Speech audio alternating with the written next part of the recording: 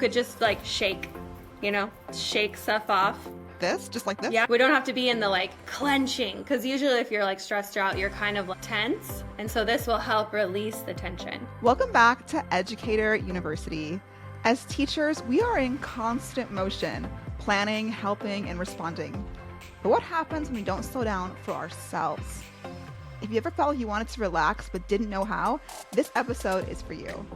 Today, I have Brittany Cessar, a certified coach and practitioner for the SAH method, a somatic exercise healing approach that helps people release stress and emotions and regulate their nervous system. What is somatic activated healing? Thank you so much for asking and for having me. Somatic activated healing is basically somatic practices that bring us back into our body and to get us out of our head. So much of the time in life, we're kind of just staying in the thinking mind and we're not really coming back into the body, listening to its wisdom. So with somatic activated healing, it's a mix of different body-based practices. So we'll be doing like breath work with different movements. We'll be saying affirmations. We'll be doing dance. We'll be doing different, and then we go into like meditation as well. And the meditation helps us sort of calm and listen. Okay, so it actually embodies quite a few things. It's not just one thing. Exactly. Yeah. We take a lot of traditional practices that are already working, I'm sure, but we mix them in a way where you kind of stay with it. Like, because I like to always change what's going on. So like, you don't get bored in this practice, I guess is my point. Like, you're always like, we're on to the next thing, but it's in a very, embodied way. Yeah, I think we're teachers, we're all a little different. So maybe we can take a little piece from here or there, whatever's working for us that day. So that seems like a really good connection for teachers. So I guess one of the things that we talk about in somatic healing is this idea of regulating your nervous system. So many teachers are, like I mentioned before, are kind of in a lot of stress. They're in the go, go, go mode. So what happens to our nervous systems when we don't decompress, when we don't let go in terms of healing? So when we're staying in that go, go, go state, you're keeping your nervous system in like anxiety or in overwhelm or just a stressed out state. So it's hard for you to maybe naturally calm down. So then that's when we tend to maybe use different, like maybe we need a glass of wine to calm down, or we'd have to reach for something to help us because our body forgot how to calm down naturally. And it's also maybe a reason why people may have a harder time sleeping or, calming the monkey mind that's just racing different thoughts. And I think a lot of teachers can understand that because we come back from a school day and it's hard to maybe let go. And like you said, grabbing a glass of wine is like one way, but maybe not the healthiest way. There's other ways Right. that are better for us, for our health. Totally. Yeah. There was a period in my teaching career when I was kind of going that go, go, go state. And I was very long time ago, but I remember I was waking up with a coffee and like at the end of the day having a glass of wine. And it was a very short period of my life, but I remember really thinking, okay, this is not good because I shouldn't need both stimulants. I mean, not that either is bad, but I felt like I'm stimulating myself in the morning and then I'm trying to like decompress in the evening. And so I'm using these external stimulants instead of finding ways internally with like healing, like you mentioned. So right. And like, it's not always bad, but you have to remember what's the intention that you're using behind it. Like, is it because you literally just can't relax on your own? Or is it like, I'm having it with my girlfriends and like, it's a once in a while type of thing and this is fun and I'm going to do it. But like, there's no shame in having a glass of wine. But when it's becoming like the nightly or the only crutch that can help you relax, then, and maybe yours isn't wine. It could be something else. It could be like binging Netflix, like whatever. There's all kinds of different, there's endless things that we use to just sort of numb out or like, try to not pay attention to what's going on in our body. Yeah, I think that's one of the pieces that teachers, again, maybe they're feeling overwhelmed and they don't know, am I numbing out or am I just tired? Do I have a dysregulated nervous system or am I just having a hard day? Do you have a way to help teachers kind of identify where they're at in terms of where are they really at with their nervous systems? Yeah, so if you're just tired, I mean, that can usually be like, fixed with a nap or, you maybe wake up refreshed if you were just tired. But if your nervous system is dysregulated, then it's sort of lingering in the body. You have these racing thoughts that are coming up or you have like tension in your chest, or you have like anxiety. Like you just can't relax when you're awake either. So that would be more signs of a dysregulated nervous system. Maybe there's like numbness, or, like you're on the edge, you just can't calm down. So that would be more of like a dysregulated nervous system versus just being like so tired and you're like, I could take a nap and I'll wake up and be fine. So in my classes, we do a lot of these meditations where we can scan our body for different sensations. And honestly, sometimes all your body is asking for is for you to pay attention. And so sometimes maybe your body isn't saying I'm tired, maybe it's saying I don't feel safe, or I'm holding too much, like I'm doing too much, like, so when you get those messages from your intuition and your body, then you can maybe be like, maybe there's something I need to shift, and it's not just like go take a nap. Yeah, so it's almost tuning into the physical side to feel our emotions. It's that they're connected in this Yes. somatic activated healing practice. You're doing both. Exactly. So the whole point is to give us a space where the somatics can shake the emotions up out of our body and we can have a release and we not be like overwhelmed or scared, like, oh, I'm so sorry, I'm crying. Like, no, this is where you came to cry. Like you came to release this. You came to get this out of your body instead of shoving it back down. That's what's kind of happening in our body. It's building up. All these emotions, all these sensations we're holding them in if we're just going, we're drinking the wine and then we're trying to go to sleep. We're not really giving ourselves that moment to tune in and see, what does my body need right now? Yeah, yeah. And that can be hard to do, I think, sometimes, even like during the school day. Is there ways that you can tune in as a teacher? Maybe like in the moment you're feeling a little bit, maybe you're noticing my body's feeling tense, my shoulders coming up, I'm not breathing fully. Are there Yeah. tips within the somatic activated healing approach that would help in that moment to be like, okay, this is going to help me to relax and come back to this moment? Yeah, let's do it together. So let's place Okay. one hand over our heart and one hand over our stomach. And obviously, if you're driving right now, don't close your eyes. But if you can, I would, lower your gaze or close your eyes, whatever feels safe. And we're going to take a nice deep breath in, filling the lungs all the way up, filling it all the way to the top of the head. So as big of a deep inhale as you possibly can. And you're going to hold it for 3 seconds. So 3, 2, 1. And you're going to audibly sigh. Like really, that helps release. So I would recommend doing this 3 times. So we can do this like 2 more times. Nice deep breath in. 3, 2, 1, and and we could do it one more time just so it's a true practice. Nice deep breath in. 3, 2, 1. And you can just be there and you can say an affirmation to yourself like, I can be present, I am protected, or I'm just safe. Something easy that comes to you so that you can kind of just give yourself the knowing that you're okay right where you are right now. You can do this. You can also like put a sway into your body. How mothers will calm their babies with a sway. You can calm your nervous system with a little bit of a sway.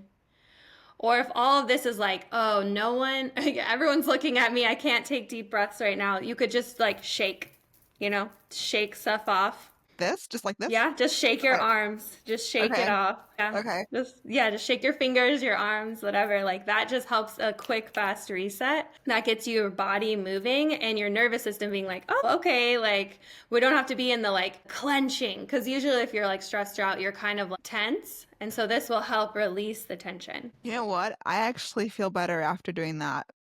Good. Yeah, because I think that, even just doing these podcasts, I'm just excited. It's a good energy, but I'm also just Yeah. excited. And I think that, yeah, that helped me actually just right now feel more relaxed. So yeah, if you are listening, go ahead and try that. Maybe even when you're not teaching, just see how it feels and how it changes Yeah, your or you could start mind. your day that way. Like if you can start your day with just 3 breaths, like before your class comes in, like if you were in that state instead of like, where's my papers or are we going, like you're less chaotic and you're grounded. You're like ready. You've calmed and you've stepped into your day with intention and not, chaos. And it didn't take that long. What was that, like 2, 3 minutes? Yeah. And definitely the Yeah. sigh is the release. So make sure you use the audible sigh in the exhale. Yeah. I think as a society, I think there's kind of sometimes, and this wasn't in my questions, but it's just coming to me a little bit. There's Yeah. kind of like a stigma sometimes around releasing emotions. Like you said, like when you're crying or that big sigh can sometimes be like, oh, well, just keep it to yourself. Do you feel that? Do you see that in your Exactly. clients and stuff? Yeah, exactly. Or I even just feel that sometimes when you're just out, like, oh, don't make any noise. But you know what has really changed my mindset on that is watching birds. They unapologetically are making noise all the time. They're singing the top of their lungs and doing, or any animal, but birds I just notice the most. And I'm like, I want to take their teachings and bring it into my life. Like, you know what I mean? Like that freedom to say and make any noise you want at any time. And it's just like, yep, that's normal. It's just a bird. And I think about not only as adults can we benefit from this, but our students probably could benefit from a little bit of Yes. this. Have you seen this working with children or young adults? Yeah, students love to be in their bodies, right? They love to play, they love to move and all that stuff. So if you can incorporate it instead of being like, oh shoot, I got to go do my somatic practice, you know, and I hope no one sees me. Like I would bring it with the kids, be like, hey, we're going to breathe right now. Or you can make it more fun. We're like, we're all going to shake. We're going to stand up and shake our whole bodies and look really silly, you know? Or you can make it even more like, let's stretch, like, you know, like we're an animal. Or another one I've heard of is like, let's pretend like what would our bodies look like if they were melting. It doesn't have to be like a curated movement. Your body just needs to move because if you're being told you need to sit still and focus for so long, then you start to build that stress response. And so it's really just doing some sort of movement to knock yourself out of that and take a breath together. Your breath is always with you. It's free. It's the easiest way to reset your nervous system. Yeah, and you kind of shared with us one that we did earlier, but is there any specifically for students in terms of exercises that you would suggest for them to do in terms of like their level of maturity or things like that? Are there ones that are more fun for little kids or younger ones? Yeah, like the things I was just mentioning, I would say I would do those with little kids, like just Yeah, plan or you could do like a dance break. I mean, that's always fun. Like if you yeah, could put on yeah. some music and, like we're going to dance for one song, dance as crazy as you want. Like literally there's no dance moves because that is not what we're not trying to stay in the head. We're trying to get into the body. So it's moving authentically in the moment. I mean, you could do that at any age group, but if it is more like teenagers or whatever, then I would go back into like maybe a body scan or just a couple deep breaths and be like, hey, let's reset. This is totally normal. Let's take deep breaths together and it'll feel really good like you experienced. Yeah, yeah. And I think we have something in education. I don't know how familiar you are with teaching, but we have something we call brain breaks, which kind Oh, of seems cool. like it's similar to what you're talking about. What you're doing is a little more intentional than what we would traditionally do. So that's really good kind of for some teachers listening, adding that into the brain breaks might be a great way to incorporate that somatic activated healing. So So is like a brain break, like just taking a break from like reading or like whatever your brain is doing? Is that kind of the yes. thought? And it really encompasses so many things. There's like tracing maps where students can like trace music on with their finger or they can get up and move, things like that, kind of transition from one activity to another. So Yeah, yeah, and I think that's that's all it very is. Like much. somatics means to be in the body. So that's all it means. And so by doing that, it just helps your nervous system and like it brings like it shakes out the joy, right? If you're dancing, you're probably not going to be stressed out and angry. Like it's going to shake out the goodness in the correct environment. And sometimes in my classes, so this probably wouldn't be appropriate for the students to be like, we're going to try and cry, like but that may happen in my class if you come to my class. Do you work with a lot of teachers in your clientele? Do you feel like those people, do they come to you a lot, people who are in education? Yeah, I don't like just have teachers. It's really a whole gamut of stuff. But yeah, it definitely helps teachers because I feel like they are doing so much and they're not, rewarded like they should be. And so absolutely, somatics is really for any person that has a body. Yes, yes. So, in terms of teaching and teachers, a lot of teachers struggle with unwinding after a long day. Maybe they didn't stay present in their body or they've had stressful things happen and they come home. Are there exercises you would suggest for kind of transitioning from school to home that would allow them to regulate their nervous system and really relax? I think the funnest one is bringing back dance. So, what I would do do is pick a song that really, like, either like whatever you feel like you need to release, like if you're angry and stressed or something crazy happened, then put on some music that's really gonna allow you to like scream the lyrics or like stomp around or really shake and get crazy, because it's all about just releasing. So if you're home and you feel safe, I would put on the song, and then second, right after it finishes, I would immediately put on like a meditative song or a song that really is calming, and kind of come back into your breath and just see if you can scan your body and for any sensation. You can start at the top of your head and, go in order, go all the way to your feet, or you can just literally bounce around to whatever's calling for your attention. Maybe you have tension in your shoulders, or, a pain in your neck, or maybe your leg is itching, and not trying to fix those sensations, but just being a curious observer. That is so interesting to use the exciting music and then the more calming music and kind of use those two together and to Mm-hmm. create this healing moment for yourself. Yeah, I never think Exactly. about that. Yeah, Yeah. it's really fun. And I do have one more idea just in Yeah. case someone doesn't resonate with music for some reason. But another really easy one, or maybe you aren't home and you don't have access, like if you can find access to like washing your hands, if you can go to a bathroom and wash your hands with intention that you're actually washing off the day, off the stress, off the students, not in like a you don't like them, but just like this is time is over and you've kind of cleansed yourself. So then you can go back into the world feeling like you've cleansed energetically at least. You know what's funny? I actually do that more recently now. I almost always shower my whole body when I get home from school, which is kind of excessive, but it just changes. It's like changes the energy in me once I take a Yeah. shower, and I feel like, okay, now I can. It's maybe it's my brain saying now you can relax, something, but that really helps me too. That Exactly. I was going to say if you could take a whole shower, but and then also just maybe doing it with the intention of like, yes, I'm cleansing myself energetically of everything, and then set the intention when I step out of the shower, I am in a new, place in my mind, and I no longer am going to think about anything else school. I stepped into the shower, it could be here, I've washed it off, I step out, I no longer think about it till tomorrow. Yeah, yeah, letting yourself relax and regulate and enjoy the evenings. I think that's important for sustaining a career in teaching long term. What do you wish every teacher knew about their nervous system? So that like your nervous system or you are not broken. So if you're like stressed or you're feeling anxiety or depression or something, like something's not wrong with you, it's actually your nervous system protecting you. It's doing its job. It's seeing a threat, and it's like protecting you by, maybe putting you in these different feelings or these sensations. But just knowing that just because you're feeling those ways, it doesn't mean that you can't regulate your nervous system. So it's not broken, it can be regulated. And like all of the tips we've kind of talked about today are different ways that you can regulate your nervous system.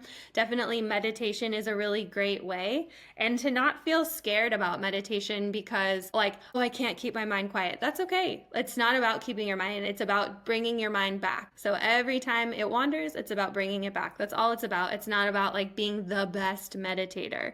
And so the more you can just be with your actual self and feel comfortable with yourself and not feel like you have to reach for, a distraction, then, you can feel more regulated. You can self-regulate, right? It'll become more natural. So when you're triggered, you won't feel like popping off. You'll be like, hold on, I know how to breathe through this. I'm okay. I'm safe. I can be present. There's not a wolf here or whatever, a tiger. So just that, like this is just like how we're wired as human beings. We have a nervous system. It's going to go into fight or flight. And so all our job is to kind of remind our bodies how to get it regulated and come back into rest and digest. And it's coming into the awareness that this is what's happening and kind of seeing Mm-hmm. it and not maybe feeling shame about it and feeling bad about it. Exactly. Exactly. Yeah. Like moving yourself into that curious observer position and not like this is something's wrong with me. It's like, hold on. Let me step away from the body, look at it with like a bigger lens and look in and be like, okay, what's happening in my body right now? What's triggering me? And typically Yeah. it's not the actual thing that happened right there. It's usually some childhood like thing that you didn't feel loved enough. And so if you can give yourself love in that moment and be like, we're okay right now, you can regulate. Yeah, that's really good advice. I know I'm guilty too of this. At home, we come home after this long day of school and you grab the phone sometimes to scroll away for a Yes. minute Yep, to that's the easy one. regulate. And I Yep, think that, like you said, meditation is a great alternative to that. And being okay with it not being perfect meditation, just doing exactly. it is enough. So, yeah. Exactly. Yeah. It's just about having a quiet moment and you're going to feel better, after you do that. And then you can maybe set a time limit and go scroll for a little while. It's not like you have to drop everything that you like to do. So, Throughout this whole conversation, you've been saying it's okay to do those things. And I love that you're saying that because, yeah, when I'm saying these things, I don't want it to come across as like, you can't do this. I think, like you said, everything in is good. Like just figuring, maybe having intention with whatever you're doing. So, yeah, I definitely love that you're clarifying that for the audience. So, yeah, yeah, exactly. I mean, we live in this world, right? So we're going to do these things. And as long as you can do them with more intention and not feel like it's so mindless or zoned out or like, I didn't even know I was doing that, it's more about noticing that than what the thing is. yeah, it's the awareness of it. Yeah, Exactly. Yeah. I love that. Yeah. Well, kind of like finishing up our conversation here, are there any final thoughts about somatic activated healing that you think teachers should know that we haven't yet covered in our conversation? Yeah, I just want to let people know that like healing isn't necessarily going to be linear and it's not going to be pretty. It's going to be messy. There's going to be, some days are going to be easier than others. There's going to be joy and in the dancing and there's going to be all kinds of different things that happen and it's not going to just it doesn't have don't worry about it being perfect, like it's gonna be messy and that's the beautiful part about it. So like, somatic activated healing, is a safe, gentle tool that we use to just make you feel safe in your body and to give yourself that awareness. Yeah, and giving that awareness and allowing the healing to happen however it heals. It may not be, like you said, a linear thing. It might be ups and downs and loop-de-loops and just kind of being Exactly. okay with it. Exactly. Yeah, as long as you can like show up and stay curious, like, and just know that your body will remember how to heal itself if you just give it the space to do so. I love the idea of showing up because I recently got back into a yoga practice and I told myself, just Good. keep showing up every week. And I was like, even if I don't do everything perfectly, just showing up. And that's what I think you're talking about today, showing up for yourself and creating that awareness. Exactly. It's such a huge piece of moving forward into that improvement. Yes, So, and yoga is another somatic practices because it's keeping you in the body, it's keeping you out of your mind. So any practice that can keep you out of your mind, but like in the body, not like disassociated. yes. We have some quick questions at the end here. Okay. They're for teachers, which you are a teacher, so I don't know, but maybe not exactly as our educational Right, teacher. not a school teacher, That's but right. yeah. But I feel like they still apply. If it doesn't apply to you, you can just be like pass or explain it your own ways. So, best teacher lunch. Best teacher lunch. I mean, my favorite lunch is eating an acai bowl. So, Yes, love it. Worst teacher lunch. oh my gosh, I don't know. Like, what's a teacher lunch? Does that mean like you're just eating with teachers and like bad things happen? I'm just That curious. could be it. Yeah, I had someone tell me like when I eat nothing or when I only have like a candy bar on Yeah. my desk or something like that. So sometimes it is I like, see what you're saying. Okay, yeah, like you didn't have time to eat. Yeah, mine would be like totally, I've definitely, even though I'm not like a school teacher, but like yeah, have been so busy and stuff and just not eating, and that is the worst. I would agree. right. One time I had like a piece of chocolate. I'm like, that's not lunch, but that's what I had. So Yeah, it worked. it worked. Your best behavior management, or in your case, maybe emotional regulation tip for teachers. I think, like we were just saying, it's just like being aware of what is going on. So, like, what is the emotion that I'm feeling? If you could just ask your body, like, hey, we have a moment, like, what am I feeling? So like, because sometimes we don't even know. We don't even know we're feeling anything. We don't really pay attention. So I would just like ask my body, like, who is here visiting me right now? That kind of Yeah, thing. yeah, yeah. I love that. Last lesson you taught. So the last lesson I taught was my class, but it was intention on creativity. I called it Life in Creative Color. And so it basically just the mantras that we're using, the music that we're using is just to inspire people to be creative and to remember that we are creative artists. We are creating our life. And so even if you don't feel like you're a painter or a singer, you're still creating all the time. And so to do it with like live life through creativity is kind of what the inspiration was. Did you guys do painting and stuff in the class, or was it No, something? it was still embodied. So it was more like just dancing was the creativity, I guess, in my class is where it stays. But I definitely could do like a fun painting collaboration with someone. I think that would be fun. Yeah, yeah. Last quick question is best advice from a teacher mentor when you were first starting out? I think the best advice I had is just to look at everyone through the like compassionate lens and to not through the judgment lens of like what I think is right, and to just remember that everybody's gone through something, most likely some sort of type of trauma. And so whatever they're doing is probably based on like what they've been through. And to just have strong compassion for people. I think even your own family members that maybe you struggle with. Yes, that compassion lens is such a huge piece of our lives and teaching in general. So, Yeah, exactly. well, thank you so much, Brittany, for being on the show. I know the teachers listening are going to get a lot of value from what you've shared. If they want to get to know you better or connect with you, where can they Yeah. reach you? And I'll link it in the description as well. Cool. So I mostly hang out on Instagram. I do have like a few of the other platforms, and they're all named to the same thing. So it's magnetic_mermaid. I run a lot of mermaid stuff through my brand. I also teach a free class. So if this has piqued your interest and you want to try to take the class, I do it free on the first of every month. It kind of resets the month for everyone. We kind of let go of that last month. And we're like, okay, let's start the next month with like brand new beginnings. So you can find that. We'll have that link so you guys can get access to the free class. And then other than that, I have an online membership that people can join. So I have these classes that we've been talking about. They range anywhere from 15 minutes to like 55 minutes, depending on what you need. So there's pre-recorded classes. You could pop one on and just kind of do these somatic practices from home. I also teach them live in the membership. And there's lots of other fun like challenges and things that I have inside there. So Awesome. And I'll link those things down below in case you're interested in connecting more with Brittany. So thank you thank you. again, Brittany. And I look forward to hearing about all the fun things people are doing in the comments with their somatic practices. Yes, me too. It was so great to be here, and I hope to see you all soon.